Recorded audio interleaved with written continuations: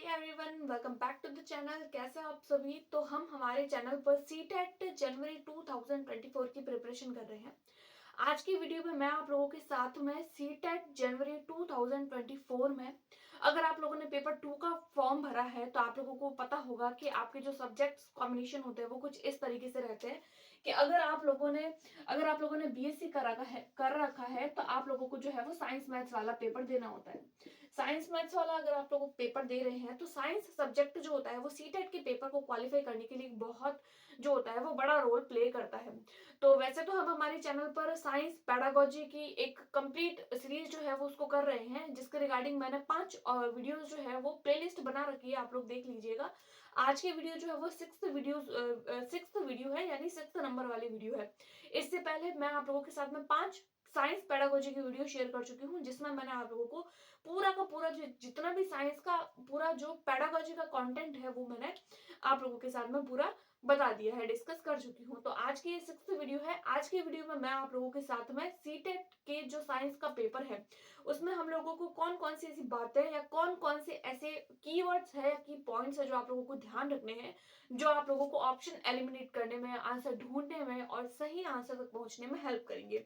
तो फिर चलिए बिना किसी देरी के वीडियो को स्टार्ट करते हैं। तो हम लोग तैयारी कर रहे हैं साइंस पैडागोजी, जिसमें मैं आप लोगों को स्पेशली टैग वर्ड्स बताने वाली हूँ। ये कुछ कुछ टैग वर्ड्स है, अगर आप इन टैग वर्ड्स को ध्यान में रखते हैं और टैग वर्ड को ध्यान में रखने के बाद में जब आप लोग क्वेश्चंस प्रैक्टिस करेंगे तो आपको खुद समझ आएगा कि आप कितने क्वेश्चंस कर पा रहे हैं।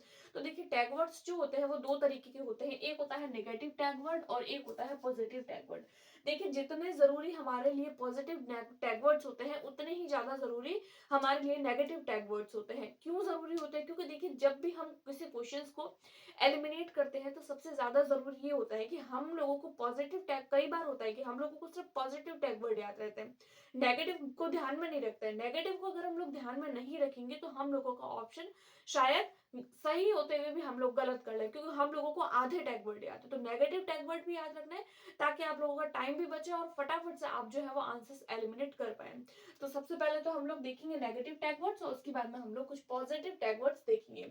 जैसे कि यहाँ पे आप लोगों को कुछ कुछ वर्ड्स दिख रहे होंगे, केवल, मात्र, ही, सिर्फ, ओनली। देखिए, इस तरीके के वर्ड्स अगर आप लोगों को क्वेश्चन में मिल जाए, यानी कि कोई भी ऐसा क्वेश्चन हो या उसमें जो ऑप्शन आप लोगों को उस ऑप्शन में अगर ये ओनली वर्ड मिल जाए ना, अगर इंग्लिश का ओनली वर्ड, तो आप समझ जाइएगा कि ये जो ऑप्शन है वो आपका गलत है। ये बस इतनी से आप लोगों को ध्यान रखनी है। जैसे कि बच्चा जो है वो ओनली विद्यालय में सीखता है, या बच्चा जो है वो केवल विद्यालय में सीखता है, तो ये जो केवल वर्ड है ना, ये अपने आप में गलत हो गया। तो आप समझ जाइएगा कि आपका जो आंसर है वो गलत है, क्योंकि केवल जो है वो बच्चा केवल विद्यालय में नहीं सीखता। बच्चा जो है वो, या फिर ऐसे आ जाए कि बच्चा जो है वो सिर्फ विद्यालय में सीखता है या विद्यालय में ही सीखता है, तो देखिए नहीं, ऐसा नहीं होता है। बच्चा जो है वो कहीं पर भी सीख सकता है, समाज में सीख सकता है, घर बाहर दोस्तों, कहीं पर भी वो अगर जा रहा है तो वो हर जगह कुछ ना कुछ सीख कर ही आता है। तो ये जो ही वर्ड है वो केवल वर्ड है, तो ये सारे के सारे नेगेटिव पॉइंट्स है। उसके बाद में आता है रटना। देखिए, किसी भी चीज को एनसीएफ भी बोलता है कि रटने पर कभी भी जोर नहीं देना है। अगर आप लोगों को रटना वर्ड दिख जाए, कोई भी बच्चा कंटेस्ट कर रहा है, याद कर रहा है, किसी भी ऑप्शन में अगर आप लोगों को ये 3 शब्द दिख जाए ना, तो आप लोग समझ जाइएगा कि आपका ऑप्शन ये गलत होने वाला है। उसके बाद में, जैसे कि अगर आप लोगों को ये सारे वर्ड याद ना रहे तो आप लोग ये वर्ड याद रख लीजिएगा, रूटिंग करना। ये रूट, ये जो रोट वर्ड है ना, यही अपने आप में नेगेटिव वर्ड है। रूट करना है, मेमोराइज करना, किसी भी चीज को याद करना। तो ये याद करने वाली जो चीज होती है, क्योंकि एनसीएफ बोलता है कि हर चीज को अन्वेषित करके हम लोगों को समझना है, हर चीज को समझ के पढ़ना है, याद करके नहीं, मेमोराइज करके नहीं। उसके बाद में आता है बच्चे को अगर हम दंड दे रहे हैं, बच्चा सजा सजा बच्चे को हम सजा दे रहे हैं, तो ये भी एक नेगेटिव वर्ड्स है। उसके बाद में देख रहे हैं हम बोझ है, बच्चा हमारे लिए प्रॉब्लम क्रिएट कर रहा है, बच्चा हमारे लिए बोझ है, तो बच्चे को अगर आप बोझ समझ रहे हो तो ये भी एक नेगेटिव वर्ड है। तो ये नेगेटिव वर्ड्स है। इन वर्ड्स को आप लोग अपने ऑप्शन एलिमिनेट में जो है वो डायरेक्टली हटा सकते हैं। उसके बाद में आता है बच्चे को हतोत्साहित करना। हम लोगों को बच्चे को कभी भी हतोत्साहित नहीं करना है, हमें तो उसको प्रेरित करना है, उसको मोटिवेट करना है, उसको हर काम करने के लिए एक पॉजिटिव वाइब देनी है कि हाँ तुम भी ये काम कर सकते हो। उसको कभी भी, मान लीजिए कोई बच्चा जो है वो कुछ भी ऐसा क्वेश्चन गलत करके आता है, तो हम उसको डांट के नीचे बिठाएं कि उसको हतोत्साहित कर दे, नहीं। हम लोगों को उसको मोटिवेट करना है कि अभी तुमने आधा गलत किया है, अगली बार तुम पूरा सही करके आना। अब इस बारे में तुमने आधा सही किया तो अगली बार में तुम और कोशिश करना, तुम और कर पाओगे। तो आप उसको मोटिवेट करेंगे, उसको उसको हतोत्साहित नहीं करेंगे। असमानता दिखाएंगे, असमानता का मतलब होता है कि अलग-अलग जगह से आने वाले जो बच्चे होते हैं, ऐसा नहीं कि ये अगर अच्छे घर से आया है तो हम उस बच्चे के लिए ज़्यादा जो है वो फ़ोकस करेंगे। कोई जो है वो निम्न स्तर के एरिया से आया है तो हम उसके साथ में जो है वो गलत तरीके से बिहेव करेंगे। असमानता का भाव नहीं रखेंगे। क्लास के अंदर जो है वो सब बच्चों को एक समान जो है वो अधिकार दिया जाता है। बच्चा अगर क्लासरूम के अंदर निष्क्रिय है, देखिए एनसीएफ जो बोलता है बच्चा जो है वो क्लासरूम में सक्रिय होना चाहिए। बच्चा अगर सक्रिय है तो वो काम जो है वो सही डायरेक्शन में जाता है। अगर बच्चा ही निष्क्रिय, ये निष्क्रिय वर्ड भी अपने आप में बहुत बड़ा नेगेटिव वर्ड है। उसके बाद में एनसीएफ जो होता है वो बोलता है कि चाइल्ड सेंटर्ड एजुकेशन पर फोकस करता है। यहाँ पर लिखा हुआ अगर पुस्तक या फिर शिक्षक केंद्रित अगर आप लोगों को कोई भी ऐसी ऐसा ऑप्शन में अगर आप लोगों को दिख जाए कि वो ऑप्शन जो है वो या फिर तो टीचर पर फोकस कर रहा है या फिर बुक पर फोकस कर रहा है, बच्चे पर नहीं। बच्चा अगर बच्चे पर कोई भी चीज फोकस होती है तो वो ऑप्शन सही है। अगर वो ऑप्शन आप लोगों के पुस्तक पर या शिक्षक पर केंद्रित हो रहा है, शिक्षक अगर जो है वो बीच में आ रहा है, शिक्षक के इर्द गिर्द अगर चारों बातें जो है घूम रही है, हर काम टीचर ही कर रहा है, तो वो ऑप्शन गलत हो जाएगा। क्योंकि बच्चे को एक्टिव रखना है, क्योंकि लर्निंग बच्चे को करनी है, टीचर को नहीं। उसके बाद में आता है रोजगार देना, ग्रेड देना, रोजगार देना, ग्रेड देना। उसके बाद में आता है सीमित करना, व्याख्या। देखिए व्याख्या जो होता है वो कभी भी एक अच्छा पॉइंट नहीं होता है। जैसे कि आप लोग आपकी क्लास में आप गए हैं और आप लोग जो है वो डायरेक्ट व्याख्या करके वापस आ गए, अगर आप लोगों को ये व्याख्या वर्ड दिख जाए तो व्याख्या वर्ड आप लोगों को कभी भी नहीं लगाना है, क्योंकि व्याख्या वर्ड एक बहुत बड़ा नेगेटिव वर्ड है। उसके बाद में आता है सीमित, यानी कि ज्ञान को सीमित रख रहे हैं आप, नहीं, हम लोगों को ज्ञान को कभी भी सीमित नहीं रखना है। उसको जो है वो और आगे बढ़ाना है, और आगे बढ़ाना है कि वो कोई भी चीज जो है वो बच्चे के लिए लिमिट में ना रहे। हर चीज अगर पॉजिटिव है तो उसको और ज्यादा ब्रॉड तरीके से दिखाया जाए। तो सीमित वर्ड अपने आप में नेगेटिव वर्ड है।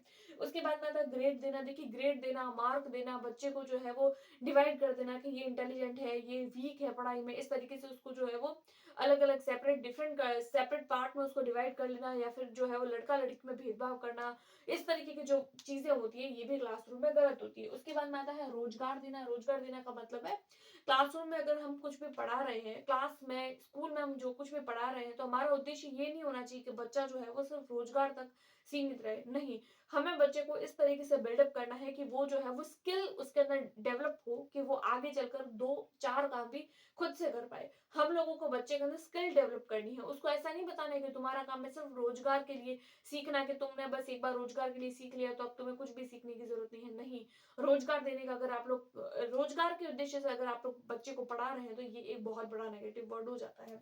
उसके बाद में आता है पॉजिटिव वर्ड। देखिए पॉजिटिव वर्ड में आता है सबसे पहले सर्वांगीण विकास। सर्वांगीण विकास का मतलब होता है बच्चे का जो विकास है वो हर तरीके से होना चाहिए। संज्ञानात्मक होना चाहिए, मानसिक होना चाहिए, भावनात्मक, भाषाई, नैतिक, सामाजिक, सब तरीके का विकास। ऐसा नहीं है कि बच्चे के अंदर सिर्फ भाषाई विकास आ गया तो वो सब कुछ सीख गया, नहीं।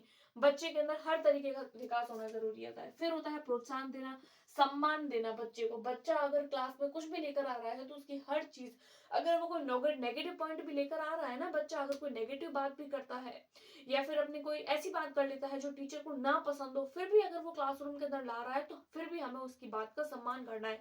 फिर धीरे धीरे उसको वो चीज समझानी है कि ये क्लासरूम के अंदर गलत है। उसको एक बार में उसको हतोत्साहित नहीं करना है।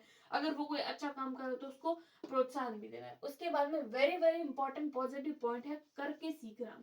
जॉन ड्यूवी इस बात पर फोकस करते हैं कि लर्निंग बाय डूइंग होती है, यानी लर्निंग बाय डूइंग। बच्चा खुद करेगा, खुद सीखेगा, खुद कर रहा है खुद सीखेगा।